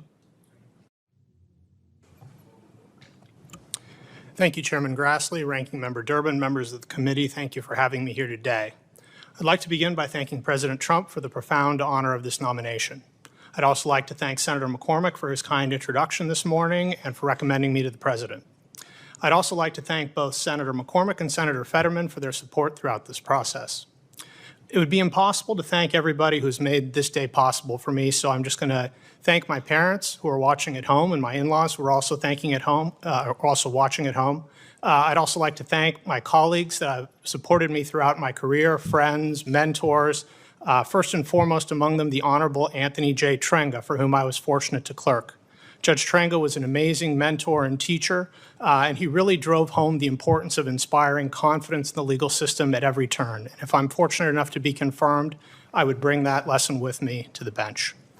I've also had the benefit of amazing mentors as a young lawyer at Cleary Gottlieb, to have learned from colleagues in the Department of Justice and in law enforcement, and to have had the support of my partners at Faegre Drinker, which has allowed me to have a practice where I've represented both large organizations and individuals facing serious legal challenges. Thank you all. You know who you are. Finally, and most importantly, I'd like to thank my family who are here in the gallery. Our 2 children are here today, along with my wife, Claire, who's been my rock since college. She's a former federal prosecutor as well, who shares my commitment to public service and to the rule of law, and I'm blessed to have her by my side today and every day. If I'm fortunate enough to be confirmed, it would be the honor of a lifetime to give back to my country and to our community, which have given so much to me and to my family by devoting my life to public service, upholding the rule of law, and inspiring confidence in our legal system. Thank you, and I look forward to your questions. Okay. I'm going to start with you, Mr. Pozzoso. I'm the author of the False Claims Act. It has brought $85 billion back into the taxpayers. The Supreme Court has long upheld the law's constitutionality, but some lower courts have ignored precedent and gotten it wrong. I hope I can count on you to study the history of the False Claims Act, what it's done, its intent, and its precedents with respect to everything good about this legislation. Absolutely, Senator, and thank you for the question. In private practice, I've certainly defended clients in False Claims Act litigation, but in my career, I've also served as a federal fraud prosecutor. I'm very well aware of the challenges that this country faces from fraud and abuse, and the important role that whistleblowers and others play in helping achieve justice and protect taxpayers from fraud. Notably, in one of my main cases at the Department of Justice, I was part of a team that achieved recovery of over $500 million for American taxpayers. I'm very proud of that work, and if I'm fortunate enough to be confirmed, I would apply the False Claims Act equally, fully, and fairly to all who come before me. Thank you. Mr. Colomero, I have a question for you. You've held numerous leadership positions in both the Texas Attorney General's office and the Governor's office. You've even served as the state's provisional attorney general. In those roles, you've managed many attorneys and overseen hundreds of cases involving the United States. What have you learned from your public service and leadership in Texas that best prepares you for the federal bench? Yes, Senator. I have spent the majority of my career serving the public. I've had the privilege to serve in the Texas Attorney General's office, representing the interests of the people of Texas, as well as defending the laws passed by our legislature, no matter their political valence. That experience has really shown me a variety of different legal issues that I expect I will see in the federal courts if I am fortunate enough to be confirmed. And it has also helped me hone my legal skills in the courtroom as well. Adherence to the rule of law has been a centerpiece of my practice in that role. Additionally, I've also had the opportunity to serve in the executive branch as a legal advisor. I've advised the state's chief executive officer, and I've also advised executive branch agencies on the implementation of statutes.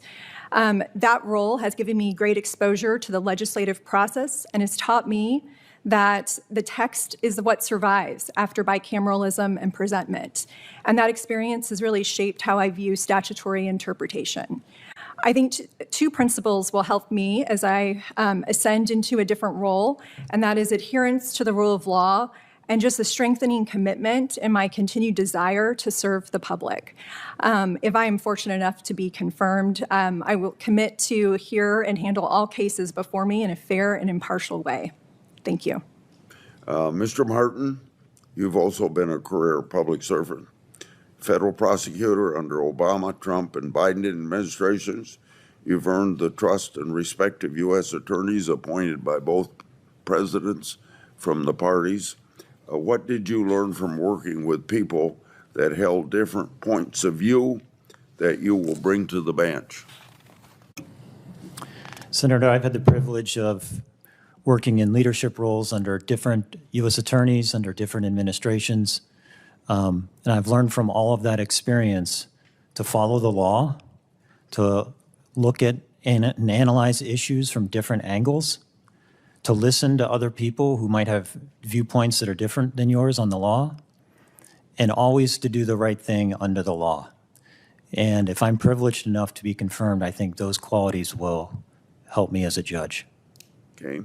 And Ms. Mitchell, you've had an impressive career, trial and appellate litigators. At the beginning of your career, you clerked for two legendary jurists. You've already mentioned them today in your opening remarks. What did you learn from these clerkships that shaped your later career, and how have you shaped your views of the law because of your clerkships? Thank you, Chairman Grassley. I learned a great deal for the judges for whom I clerked, both personally and professionally. Two things that stand out as it applied to my private practice is the simple notion that there's no substitute for doing the work. In those chambers, the task before us was to dig and dig and dig until we found the right answer. There were no shortcuts, and that is the approach that I've taken to my private practice. I also saw from them models of integrity. They took their oath seriously and applied that faithfully, and I have tried to zealously represent my clients consistent with my responsibilities in private practice from their example. Senator Durbin. Senator Cruz, can you take over? Come here. Mr. Chairman, let's let Senator Blumenthal go ahead. I just came in from a vote. Okay, Senator Blumenthal. Thanks, Mr. Chairman. I appreciate Senator Durbin yielding. I want to make clear about the questions I'm going to ask you. They're not political theater. They're not being clever. These issues are a matter of right and wrong. There are issues in life that involve right and wrong, as you know. Attacking the Capitol is wrong. Lying about whether it happened is wrong. Stating truth is right. And pardoning people who attack the Capitol is wrong. Failing to call it out is wrong. It's not theater, not being clever. It's right or wrong. So let me begin with you, Mr. Martin. Who won the 2020 election? Senator, as a matter of law, Joe Biden was the winner of the 2020 election. Who got more votes? Senator, my focus as a judicial nominee is on the law, and as a matter of law, Joe Biden won the 2020 election. Who got more electoral college votes? Joe Biden received more electoral college votes. And was the Capitol attacked on January 6th? Senator, as part of my work as an assistant United States attorney, pardon me, I had the opportunity to look at pictures and videos from that day, and what I saw in those was that officers, law enforcement officers, were attacked, and the building was damaged and vandalized. Mr. Pozos, who won the 2020 election? Senator, I would agree with my fellow nominees. Can you get closer to the mic or turn it on? My apologies, Senator. I would agree with my fellow nominees' answer, Senator. You're going to stick with that script? Senator, I don't believe it's a script. President Biden was certified as the winner Who of the got 2020 more popular votes? Senator, with respect to the popular vote, my role as a nominee here is to speak to the law. Who got more votes in the Electoral College? Senator, my understanding is that Joseph Biden received more votes in the Electoral College. Was the Capitol attacked on January 6th? Senator, I've certainly seen videos relating to what occurred at the Capitol on that date. From what I saw, it appeared that there was violence and trespass, as my fellow nominee said. It's profoundly troubling, and I abhor violence. So the Capitol was attacked? Senator, I would hesitate to characterize what occurred You'd at the hesitate Capitol. to tell the truth here. Ms. Colomero, who won the 2020 election? Senator, as a matter of law, Joe Biden won the 2020 election. Who got more votes in the popular election? Senator, similar to my fellow nominees, I'm here also to speak about the law. And as a matter of law, Joe Biden won the 2020 election. As a matter of law? Yes, Senator. Who won more votes? Well, Joe Biden received more electoral votes. Who won more votes in the election Senator, among the American people? As a matter of law, Joe Biden won the 2020 election. Was the Capitol attacked on January 6th? Senator, like my other nominees, I have seen videos. Like your other nominees, you're going to adopt the script, the new script, the new hedge, the new White House pre-negotiated script. Mr. Martin, let me ask you, why is it a matter of law? Isn't it a matter of popular vote that an official is elected? No, sir. Under the Constitution, the popular vote is not the operative fact. Mr. Pozos, don't the people elect a president? Senator, under our constitutional system, Senator, under our constitutional system, the Electoral College elects the president. Let me just be absolutely clear. You have a new script, a new pre-negotiated effort to thread the needle, avoid the question, because the president refuses to acknowledge that he lost.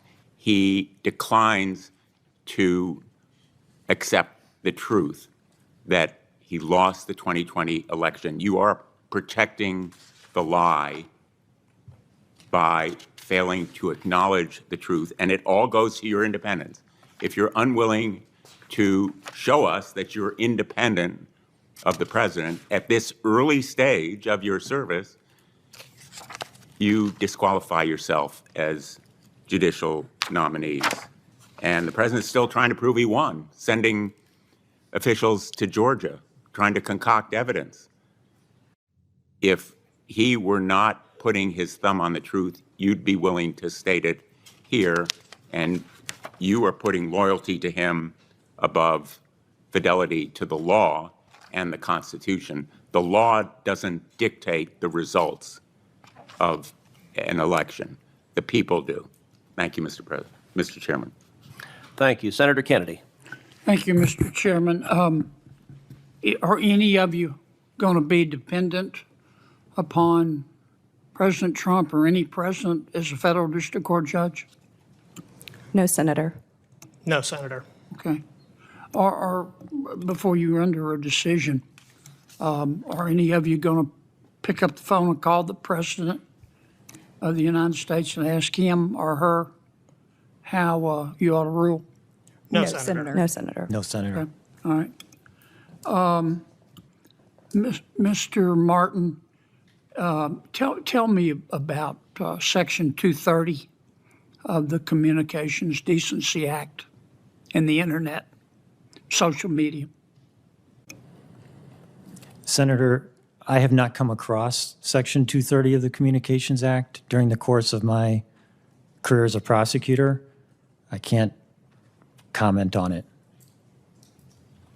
Well, as your career as a human being, you haven't heard any references to Section 230 and immunity for members for social media companies? No, sir, I have not.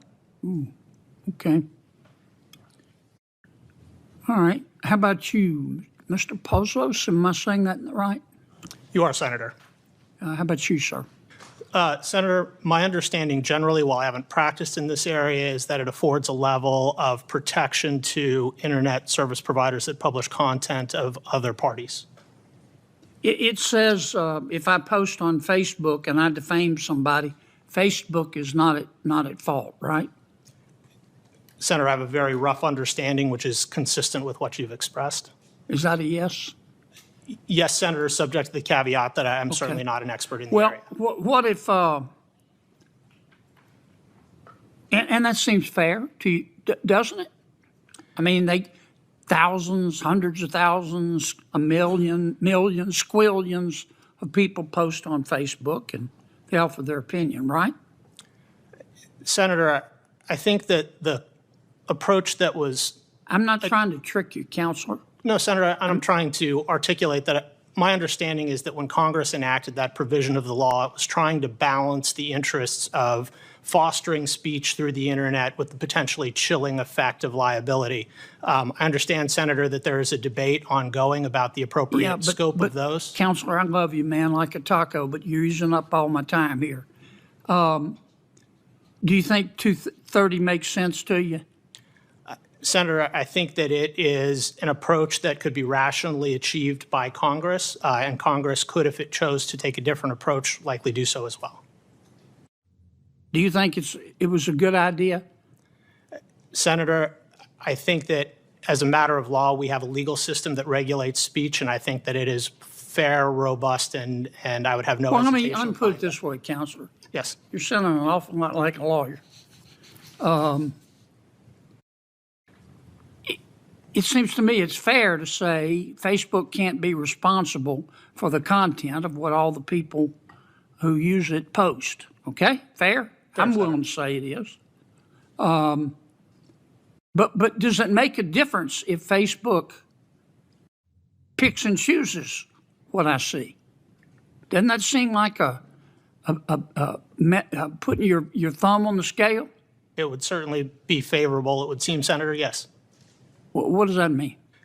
It would afford additional protection beyond what may exist at law independently. For example, Senator, if somebody is curating speech. Counselor, I have no idea what you're talking about. No offense. You're better off here just answering the questions. You really are. Ms. Mitchell, tell me about the qualified immunity doctrine. The qualified immunity doctrine is one that protects officers who are in executing their duties are reasonable or have a reasonable basis for the actions that they're taken, and it typically is something that courts decide at the outset to protect those officers from liability. Okay. So if somebody runs from a cop, and the cop doesn't feel threatened, he just can't, he doesn't think he can catch the guy, and he shoots him in the back. Is he immune from liability? Senator, I'd like to engage on this hypothetical, but because it's a fact pattern that may come before me if I'm confirmed. Oh, come on, Counselor.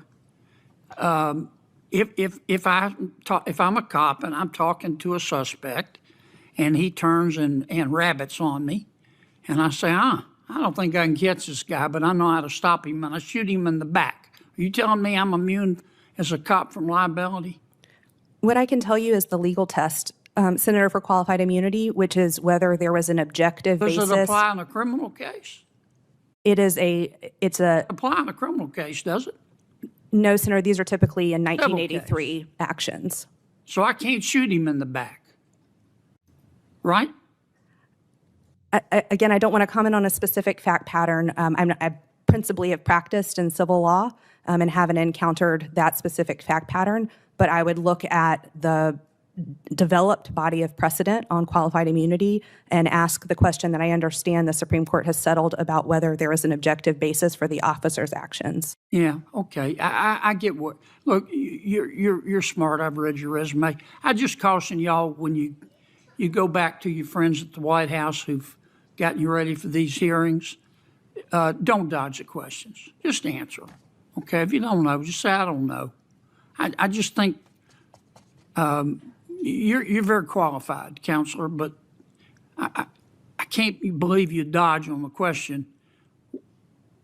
Can a cop shoot somebody in the back who's running away just because he doesn't think he can catch him on foot? But anyway, I'm over.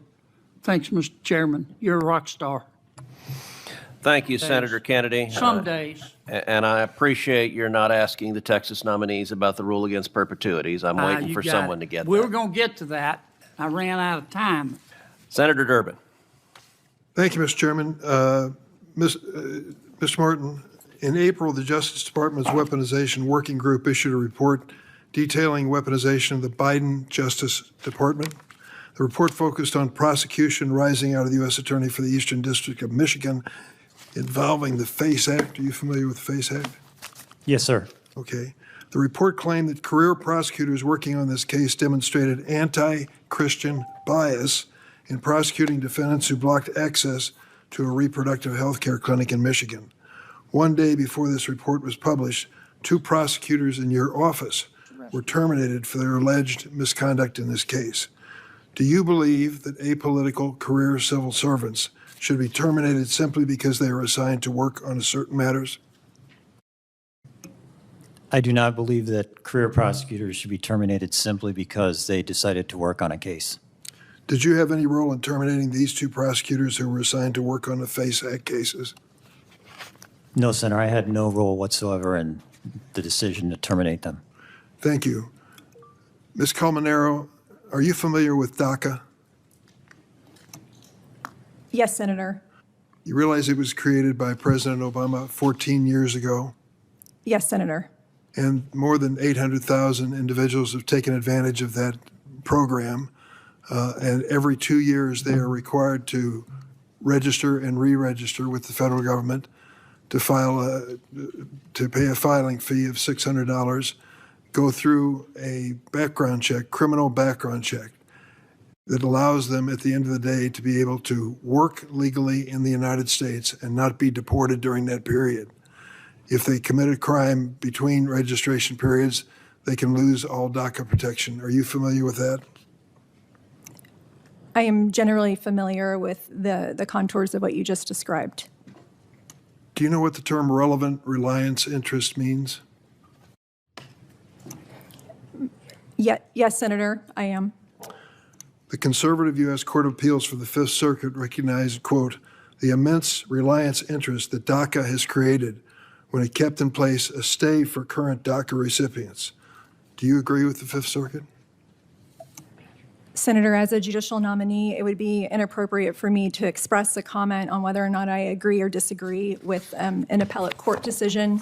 But to the extent there was an appellate court decision that was applicable to the case in front of me, as a lower court judge, I would be duty-bound to apply that precedent. Ms. Mitchell, I want to ask you a question about the Voting Rights Act. You co-authored a brief in the Shelby County versus Holder case, did you not? It was on behalf of Alabama, in which you argued against the protections of the Voting Rights Act and claimed that the law undermined, quote, state sovereignty, close quote. Do you remember that? I do remember that, Senator.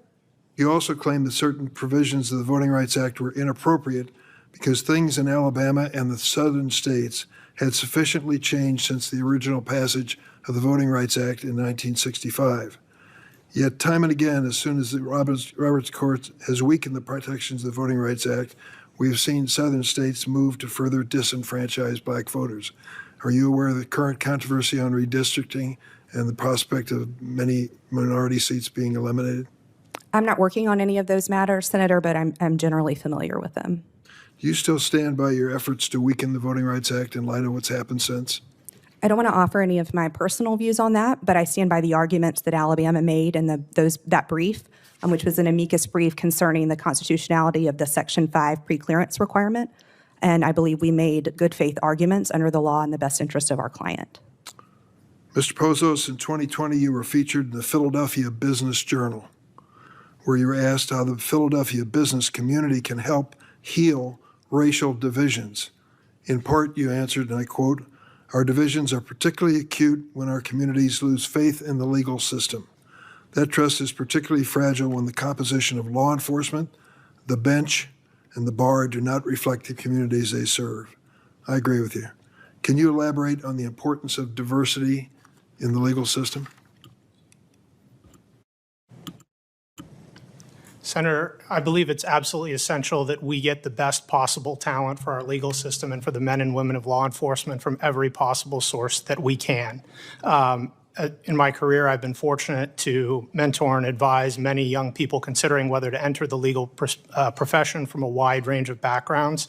And I think that amidst the competition and the market for bright young minds, we need to do a great job as a legal profession to ensure that we get to all pockets of talent wherever they may be in our country and welcome them into the legal profession so that they can help us uphold the rule of law in this profession.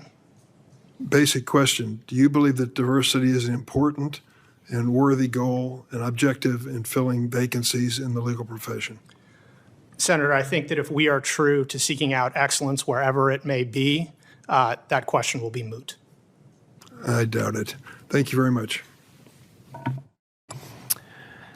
Thank you, and I want to thank all four nominees for appearing before the committee today, and I want to extend a special welcome to two nominees from my home state of Texas, Angela Colmenaro and Kasdan Mitchell.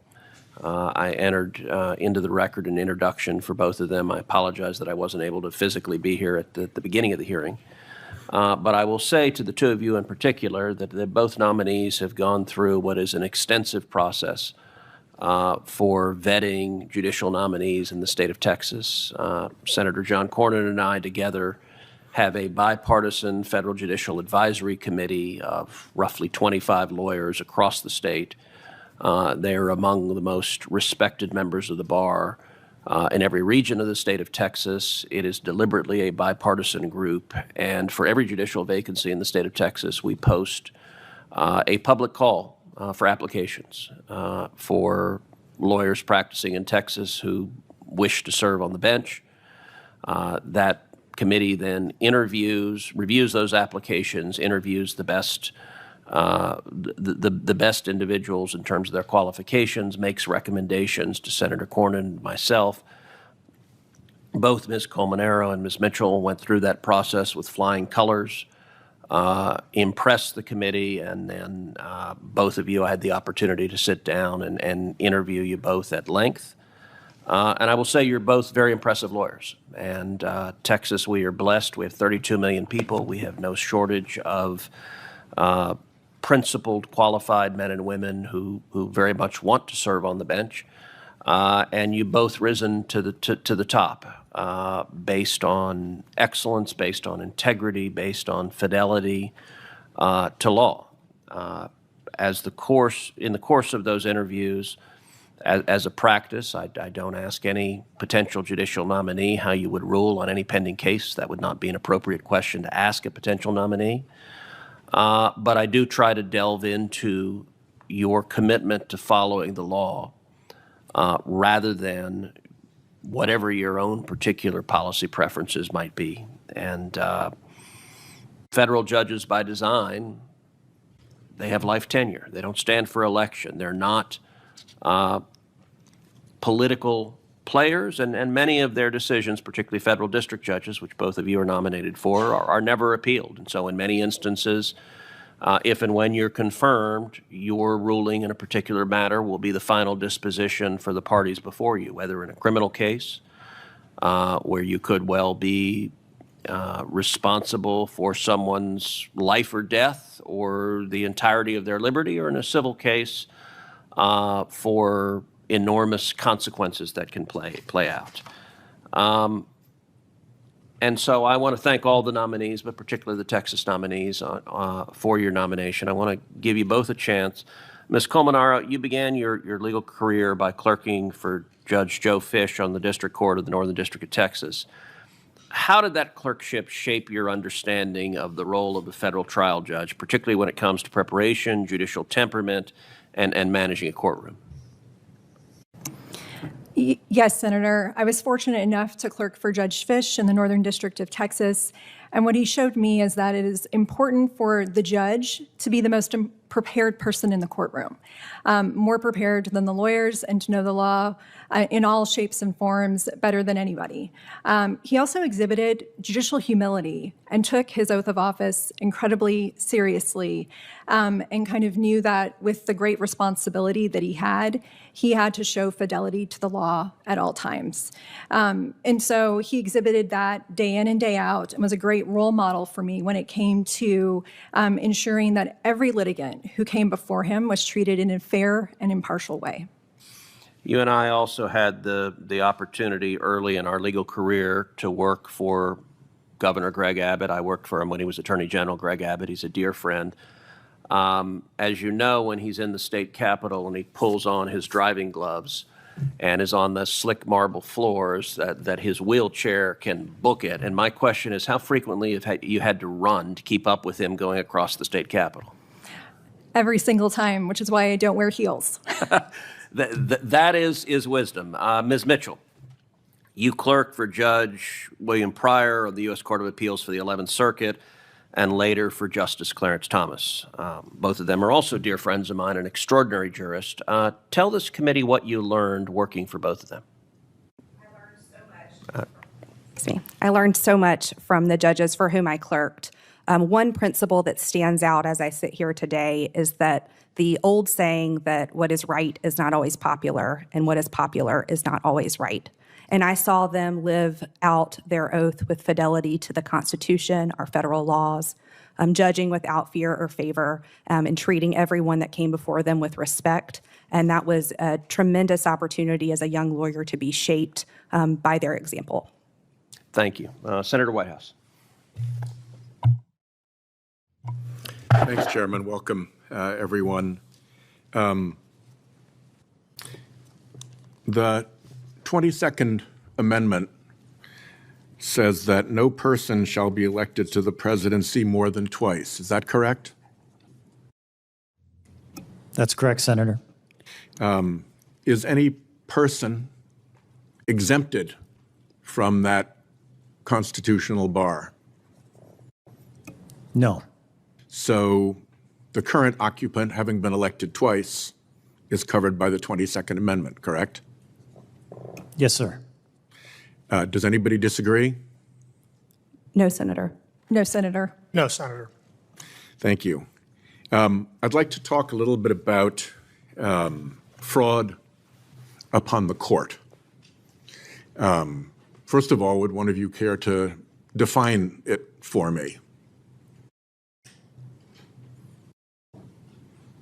Senator, I can speak generally that fraud upon the court can take a number of forms. It could constitute perjury or obstruction or other means of deceiving the court. It, as a general proposition, covers fairly grave misconduct by an individual who has a duty to the court, customarily a lawyer, correct? Senator, I believe that's correct. I would also add that I've prosecuted law enforcement corruption cases involving perjury, which I would also consider to have a component of fraud upon the court generally. Yeah, but those are generally prosecuted as perjury.